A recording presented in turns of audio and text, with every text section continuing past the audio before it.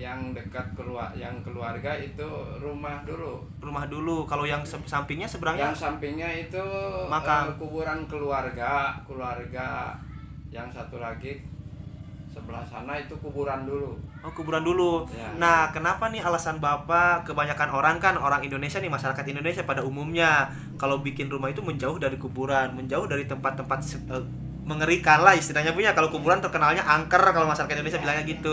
Nah, alasan kenapa sih Bapak dan Ibu malah membangun rumah sebagus ini ya Bu ya, sebagus ini kok dekat kuburan gitu, mendekati pemakaman. Iya, beginilah dulu kakek saya di sini rumahnya dekat ya di sini. Katanya nenek saya meninggal mau di tempat tanah sendiri gitu ya. Jadi memang ini rumah dulu baru kuburan. Dulunya satu ya si nenek yang meninggal. Yang kedua kakek ya. Jadi anak-anaknya mau dikubur di sini. Dan ada lagi anak si kakek dan si nenek itu ya yang satu kedua di sini lagi ya dikuburnya. Jadi alhamdulillah saya di sini dekat kuburan nggak ada apa-apa gitu, nggak takut apa-apa gitu. Alhamdulillah. Jadi malah banyak hikmahnya hidup atau di sini dekat kuburan gitu. Banyak yang silaturahmi ya gitu. Jadi karena mungkin itu pemakamannya pemakaman keluarga Bu ya? Iya. Pemakaman keluarga, tapi dulunya di sini tuh rumah kakek dan nenek Ibu. Iya, di sebelah sini. Di yang depan itu yang sekarang jadi kebun. Iya, iya. Dulunya terpencil mungkin Bu ya, jauh dari tetangga. Kalau sekarang alhamdulillah udah ada tetangga ya Bu ya, udah nggak berikan. Nah, barangkali ya Bu, kalau misalkan kan ini di pinggir banget ya Bu, maksudnya pinggir tembokan. Tembokan ya. Nah, kalau misalkan Ibu tidur itu gimana Bu? Apakah ngerasa mungkin serem dekat kuburan, apa gimana, mungkin pernah ada yang gangguin apa gimana tuh? Enggak ingat apa-apa masalah takut, masalah apa enggak. Malah mah enggak ingat aja, jadi enggak perasaan takut atau ada setan ada apa enggak punya perasaan seperti itu ya. Ya biasa aja biasa. Malam kalau malam keluar juga jadi enggak takut apa-apa gitu. Berarti kalau Ibu keluar berarti ngelewatin kuburan dulu ya Bu ya? Iya emang. Habis dari mana ya lewat kuburan gitu. Mau siang mau malam juga ya, lewat kuburan. Iya. Enggak takut apa-apa. Kalau di sini Ibu barangkali tinggalnya sama siapa aja Bu di sini? Kalau di sini sama Bapak aja. Kalau sehari-harinya gitu. Kalau dulu Bapak lagi ke usaha di Jakarta ya saya sendirian gitu. Tapi saya nggak takut apa-apa. Soalnya gitu. Anak lagi pada jauh. Oh, udah pada besar. Emang punya keluarga, ada yang di Jawa Timur, ada yang di Sukabumi, ada yang di Lampung, yang Bontot. Ya alhamdulillah baru selesai juga kuliah. Ada sekarang ikut kakaknya di Jawa Timur, Ponorogo. Sambil kerja atau gimana? Iya. Ya itu kerja ngajar tahfidz. Oh, tahfidz Quran. Ya. Alhamdulillah Ibu ya. Itu jaminan Ibu tuh bisa punya apa istilahnya kalau bahasa Sunda mah ceng-celengan kanggo di akhirat, gaduh murang kali tahfidz teh Ibunya. Jaminan surga insyaallah. Berarti Pak, ini Pak, untuk anak sendiri Bapak punya berapa dan Ibu?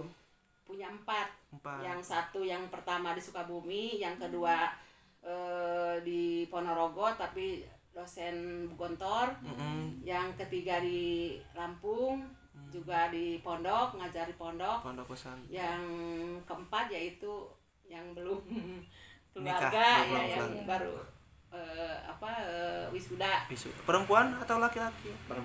Perempuan yang kecil. Jadi anaknya punya 4, yang 3 perempuan, yang 1 laki. Oke. Berarti anaknya laki-laki 2, perempuan 1. Oh, laki-laki 1, perempuan 3. Tiga-tiganya semuanya Ibu ini saya salut banget sama Ibu dan Bapak karena anak-anaknya semuanya basic dari pondok pesantren, bukan pendidikan formal doang ya Bu ya. Diutamakan pendidikan agama juga yang paling utama. pertama mah itu di rumah sakit kerjanya. Oh, kerjanya di rumah sakit ya. Alhamdulillah udah pada sukses ini berarti benar-benar mendidik dari kecilnya itu orang tua sukses lah istilahnya, bisa mendidik anak-anak bisa sukses semuanya. Nah Ibu nih mungkin pertanyaan saya agak sedikit ini ya Bu ya, agak menyimpang juga dari pertanyaan kita nih Bu. Kan Ibu punya anak perempuan 3, tiga yang udah menikah 2 orang nih Bu ya. 3. Oh 3, tiga-tiganya udah menikah. Udah. Oh berarti yang bungsu itu laki-laki. Iya. Yang bungsu perempuan, yang kedua laki. Dari ke 1 perempuan, kedua laki, ketiga perempuan, keempat perempuan. Berarti yang udah nikah teh 2, perempuannya 2. 3. Oh iya. Yang udah nikah. Oh iya. Yang udah nikah 2 nih Bu ya. Kan kalau di kampung mah istilahnya kalau misalkan kalau pernikahan itu enggak sewa gedung di rumah sendiri. Pernah gak Bu ini ada gak kejadian unik nih misalkan dari besan Ibu, rumahnya kok deket kuburan gitu, pas serahannya tuh gimana tuh Bu? Ada nggak sedikit ceritanya atau gimana gitu Bu? Ya ceritanya mungkin seperti itu, apalagi yang jauh. Sekarang yang di Ponorogo itu kan dapetin orang sana juga, yang mungkin kan besan dari sana. Ya sedikitnya ke sini kan pasti memang di sini sih nggak cerita apa-apa ya. Mungkin di sana ada cerita gitu. Waduh di sana kok kuburan. Ya terus rumahnya dekat kuburan. Ya kalau di sana mungkin ceritanya besan itu sama saudara-saudaranya pasti seperti itu gitu. Jadi kalau misalkan mungkin waktu dulunya suami dari anak Ibu itu apelnya itu ya Bu, kan biasanya suka ada apel nganjang ya Bu ya di Sunda mah ngelewatan lah kuburan diuji nyali ya Bu. Oh iya. Ya nggak tahu, udah jarang-jarang kesini. Oh jarang kesini. Ya, jarang-jarang gitu. Boleh. Bu, saya juga penasaran kalau misalkan dekat kuburan kan kalau mau ada yang meninggal suka ada isyarat gitu ya. Misalkan kalau yang sudah tuh kalau misalkan ada yang mau meninggal suka ada keranda yang seperti dijatuhkan atau mungkin yang lagi nyangkul kayak gitu. Nah kalau Ibu sama Bapak sendiri pernah mengalami hal serupa atau mungkin gimana? Nah, saya mengalami hal serupa itu bukan masalah itu. Gimana? Tapi ini kalau masalahnya itu yang dicerita tadi itu burung legug gitu. Iya, kalau burung hantu itu kan isyarat ya mungkin seperti itu. Kalau di sini itu mah jauh di mana kedengarannya. Iya, kedengarannya bukan di gitu. sini bukan. Tapi kalau isyarat seperti itu jatuh apa gitu di sini nggak ada gitu. Alhamdulillah nggak pernah gitu. Kalau masalah itu mah, tapi kalau burung itu yang suka dikatakan burung setan itu ya sering juga gitu. Tapi nggak tahu di mana itu. Itunya itu mah, tapi bukan istilah yang ada yang meninggal gitu, yang dikubur sini bukan. Karena ini mah pemakaman keluarga Bu ya. Iya. Ya mungkin kalau suara-suara aneh setiap rumah juga pasti ada ya Bu ya, kayak jatuh barang atau gimana, tapi kita berpikirnya itu mah sama kucing, itu mah sama tikus. Berpikir positif kitanya Bu ya. Kalau kita hanya berpikir hantu. Wah, udah pasti kabur, Bapak nggak bakalan nempatin di rumah ini ya Bu ya. Kalau si Teteh sendiri nih Bu, mungkin waktu belum nikah ataupun sekarang masih ada yang punya yang perawan nih Bu ya. Kalau misalkan keluar malam memang berani sendirian keluar? Berani. Oh berani. Karena udah terbiasa. Iya, udah terbiasa. Nggak takut sama kuburan. Nggak takut ya. Jadi sebenarnya kita ini di tujuan konten ini jadi istilahnya menimpas atau apa ya? Karena kebanyakan orang, pandangan orang itu kuburan itu mengerikan. Ternyata serem ya, ternyata Ibu dan Bapak sudah lama puluhan tahun tinggal di sini tidak ada gangguan apapun, tidak mengerikan sama sekali ya.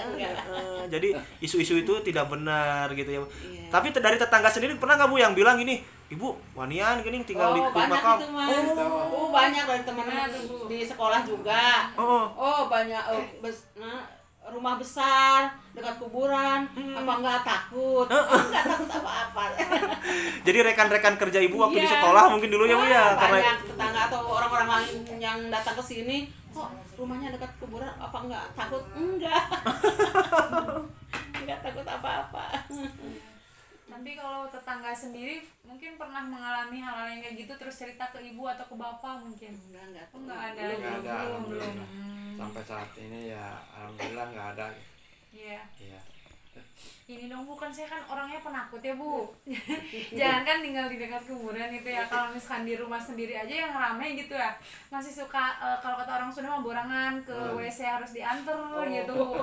Nah itu mungkin Ibu bisa ngasih tips mungkin atau amanah kayak gitu ya sama Bapak, biar kita itu sama penonton juga nggak penakut kayak gitu. Soalnya Ibu aja yang tinggal di depannya banyak kuburan ya berani kayak gitu Bu. Gimana Bu? Ya mungkin kalau orang baru seperti ini ya mungkin ada juga takut gitu. Tapi kalau udah biasa seperti ini ya istilahnya udah biasa-biasa aja. Sama kuburan itu nggak ada istilah takut gitu. Ya kalau dari saya mah suka gini ya. Gimana tuh Bu?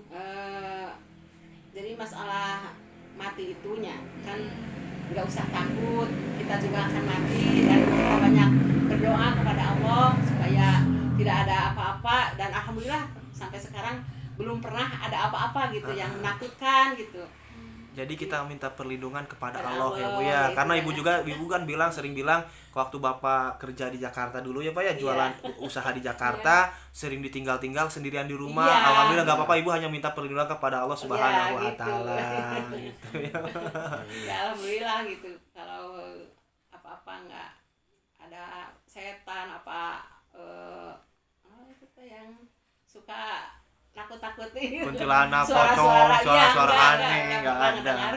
Nah jadi mungkin dari Ibu itu tadi kan Ibu sedikit menyinggung karena apa ya, yang namanya kematian manusia itu tadi sedikit bilang gitu ya Bu ya, pasti bakal mengalami kematian ya Bu ya. Di dalam Al-Quran juga dijelaskan kullu nafsin dha'iqatul maut, setiap yang bernyawa pasti bakal mati, meninggal dunia. Nah tapi mungkin kalau Ibu mah enak tinggal pindah tidur mungkin ya Bu ya. Ini mah guyon ya Bu ya, heureuy curang sudah mah cenah. Pindah tidur tinggal ke depan rumah gitu ya Bu ya. Kalau misalkan saya kan rumahnya di tengah-tengah perkampungan, kalau meninggal dunia itu serasa dibuang karena jauh dari rumah. Kalau Ibu di depan rumah. Terus enaknya lagi ke teman-teman, jadi hikmahnya bisa kita petik hikmahnya itu kalau misalkan ada pemakaman keluarga di depan rumah kita itu enaknya kalau bisa berziarah itu setiap waktu Bu ya, nggak merasa takut. Pengen ziarah, ingat sama orang tua, ingat sama anak, ingat sama adek yang sudah meninggal, karuhun yang sudah meninggal, tinggal langsung berziarah ke depan rumah. Kalau saya sendiri suka yang alami saya sendiri nih, kalau misalkan mau ziarah ke orang tua atau kakek nenek yang sudah meninggal dunia itu suka merasa takut kalau sendirian Bu, karena ke pemakaman. Kalau Ibu enak, jadi bisa tiap hari mendoakan juga ya Bu ya.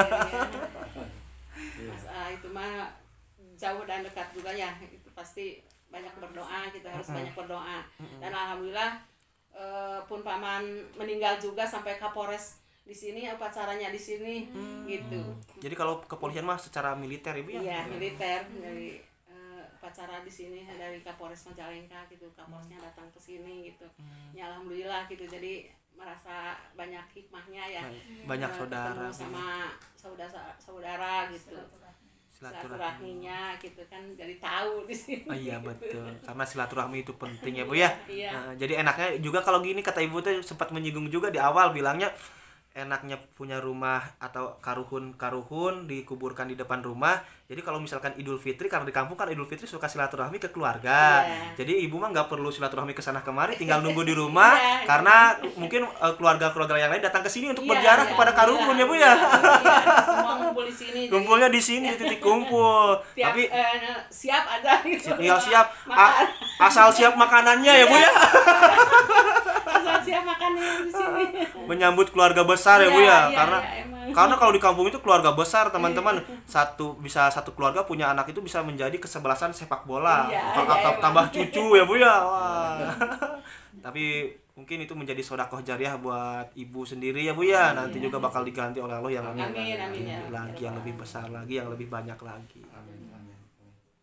Dari Anajar mungkin ada pertanyaan lagi? Udah. Cukup. Nenen silahkan mau bertanya nggak? Nanya apa lagi? Untuk anak-anak Ibu tuh Bu, kan semuanya ada 4 ya. Nah kalau untuk anak-anak Ibu kan biasanya tiap anak kan beda karakternya. Kalau misalkan tinggal di sini, apakah semuanya pada pemberani atau mungkin ada yang penakut, ada yang misalkan bisa lihat atau mungkin pernah mendengarkan kayak gitu, atau semuanya enggak gitu Bu? Enggak semuanya, cucu juga enggak takut ya, karena berkatan gitu. Enggak ada yang takut, anak-anak juga yang 6 tahun. Kalau yang 5 masalah tahun. kuburan, anak memang alhamdulillah nggak ada yang takut. Kalau cucu datang ke sini itu bukan takut dari kuburan, Takut apa? takut toke. Oh. Yang satu itu yang ada yang satu di sini. Terus Nggak mau nginep katanya takut mantu toke. juga begitu. Oh. Mantu ada yang dari Ponorogo. Di sini kan ceritanya tidur ada tiba-tiba ada toke berbunyi. Sampai teriak. Saya takut ya. Berarti Itu bukan alhamdulillah bukan karena dari kuburan gitu. Iya. Ya. Berarti- Kalau dari kuburan alhamdulillah semuanya Pada Malam, gitu. malam ya. juga datang ke sini nggak takut apa-apa. Berarti gitu. anak, mantu, terus cucu juga semuanya pemberani ya, nggak takut makam pokoknya udah. Kalau masalah kuburan gitu ya alhamdulillah. Karena mungkin udah terbiasa kan. main di sini Main di gitu. sini, gitu. Sudah biasa main. Ya di kalau sini. baru-baru ya istilahnya ya sedikitnya mungkin ada gitu. Sedikitnya mungkin ada. Nah ibu, nih mohon maaf nih, saya mungkin nanyanya ke pribadi keluarga ya bu ya, pribadi keluarga. Berarti anak ibu semua tahfidz Quran semua. Enggak, yang pertama kuliahnya di Akpernya, sekarang di rumah sakit. Yang kedua di pondok pesantren Gontor sampai S2, sampai sekarang di Visit. apa sih dosen di Alhamdulillah, Gontor di alhamdulillah. Unida ya. Yang ketiga ya emang nggak lulus kuliah sampai semester 7, nikah memang alumni Gontor Alhamdulillah, suaminya, Bu. tapi sekarang di pondok di Lampung ya katanya. Alhamdulillah. yang memang yang keempat yang Tahfidz Quran iya. yang terangsi, yang bontot itu ya bu, yang bungsu Iya. ya bu ya. Nah ini bu, karena jarang banget ditemukan orang tua seperti ibu. Kebanyakan orang tua yang lain ya bu ya, maaf nih bu kalau di perkampungan mengutamakan pendidikan formal ya, non formal itu seperti pesantren itu di nomor 2 kan. Karena gini bu, sering saya tetangga atau misalkan lihatlah di perkampungan lain, kalau anaknya enggak sekolah SD, SMP, mungkin SMA, nggak kuliah, suka dimarahinnya abis-abisan sama orang tua ya bu ya. Tapi kalau nggak mau ngaji ya udah tenang naon, cenah nggak apa-apa gitu. Nah ibu yang menguatkan ibu nih, kenapa nih bu? Jadi diutamakan pendidikan pesantren, diutamakan pendidikan formal juga diutamakan. Alasan terkuat ibu kenapa sih bu? Alasannya nih ya, paling begini utama. ya. Kalau memang anak pertamanya nggak mau masuk pondok ya. Iya. Yang pertama jadi maunya ya memang di pertama ke MTS, ke SMA, langsung ke Akpernya ke Bandung. Jadi dia nggak mau ke pondok tadinya pesantren. ya.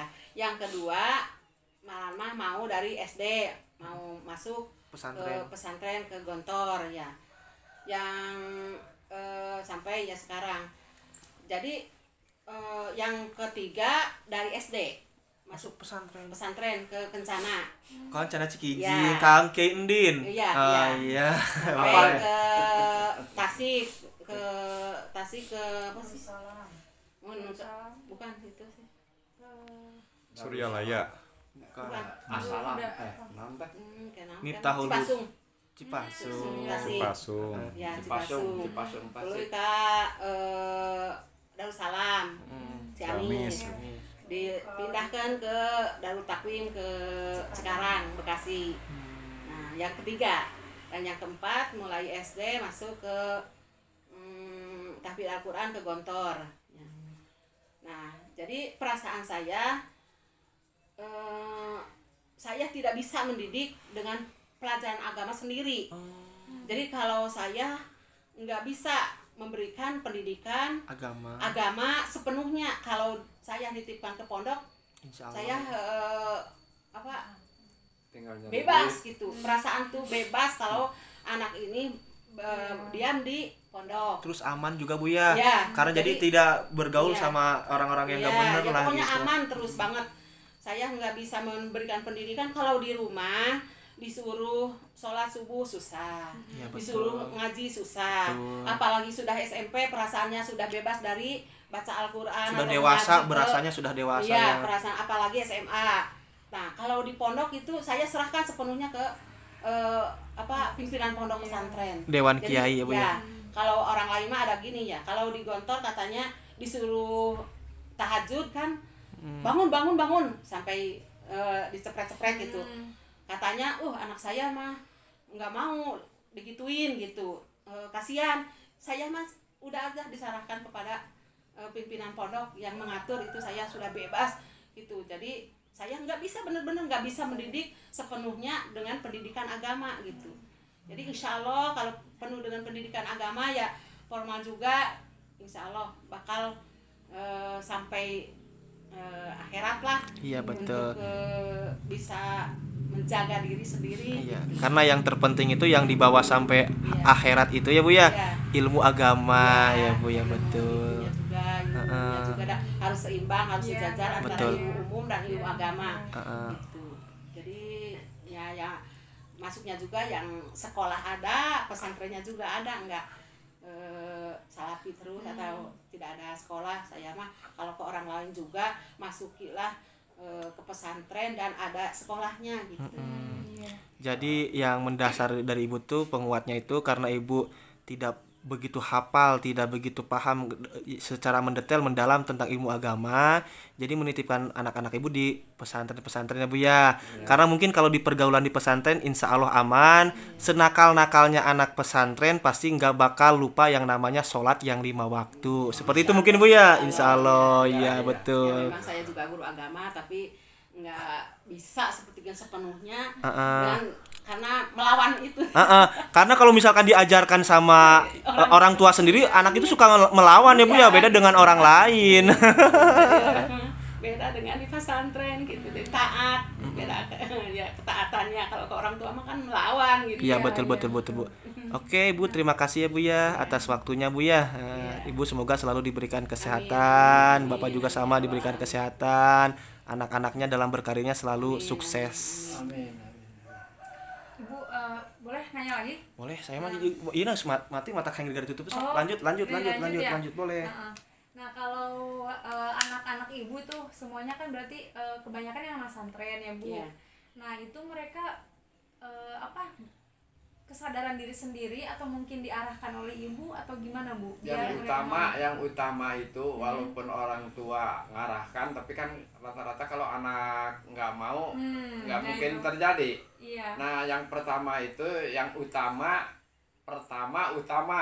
itu anak, kesadaran anak gitu. Iya, kalau orang tua kan cuma ngedorong gitu dan membantu gitu. Ada dari dorongan orang tua tapi seolah-olah dia sudah sadar, orang tua ya juga mendukung, jadi dukungan orang tua kuat gitulah supaya bisa masuk pesantren gitu. Memang yang digontor juga dari kelas 6 SD, ya dari kelas 6 SD sudah katanya digontor mah nyuci pakaian sendiri. Ya alhamdulillah dia sudah, walaupun cacat, emang cacat, pakai tongkat. Oh iya. Ya Pak, pakai tongkat ya. Tapi dia sudah nyuci sendiri dari kelas 6 SD, katanya mau ke Gontor gitu. Ya alhamdulillah yang ketiga juga mau sendiri masuk pesantren Kencana ya, kelas 4 SD. Ya yang keempat itu yang terakhir itu yang bungsu juga itu sadar sendiri mau masuk pesantren kan. Ya alhamdulillah dari dorongan orang tua dikasih nasihat gini dia ngerti ya udah. Oh iya, berarti tidak memaksakan keinginan anak-anak juga mungkin ya Bu ya, tetapi kesadaran mereka. Ya. Nah ini kan bekal juga mungkin buat saya nanti kalau misalnya punya anak ya Bu. Nah supaya anak ya Bu, supaya anak kita itu dia itu sadar, pengen gitu ya Bu, belajar ilmu agama, belajar di pesantren. Nah kita sebagai orang tua mengarahkannya mungkin seperti apa tuh Bu? Iya. Doa. Pertamanya dididik dulu supaya dia mau mengaji ke Bapak Kiai gitu. Terus-terusan kita diarahkan, dididik supaya dia mau belajar agama dengan keadaan di pesantren gini dengan kalau tahfidz Al-Qur'an seperti ini. Jadi dia seolah-olah mau lah sadar dan mencegah saya mau kebitaan. Pengen tertarik tertarik dengan seperti orang-orang yang sukses dari bapak-bapak kiai gitu seperti itu. Iya Bu, soalnya kan ada tuh banyak dari tetangga juga yang dia tuh pengen mas santren tapi cuman gara-gara temen-temennya kayak gitu. Iya, jadi ikut-ikutan teman-temannya ya. Oh, berarti jadi diajarkan mungkin sejak dini ya Bu ya, Iya, misalkan iya. diajak ke masjid mungkin Iya, kayak itu gitu. terus selalu diarahkan. Ya, selalu diarahkan ya gitu. Iya. Pertanyaan dari Anajar mungkin cukup? Oke, terima kasih mungkin ya Bu untuk sesi tanya jawab. Terima kasih juga buat Bapak yang bersedia meluangkan waktunya. Cukup sekian sesi pertanyaan saya dan Kang Rizkuna ya hari ini. Terima kasih untuk para penonton channel YouTube Nenden Sri Pujia dan juga Kang Rizkuna channel. Terakhir saya ucapkan Assalamualaikum warahmatullahi wabarakatuh. Waalaikumsalam warahmatullahi wabarakatuh.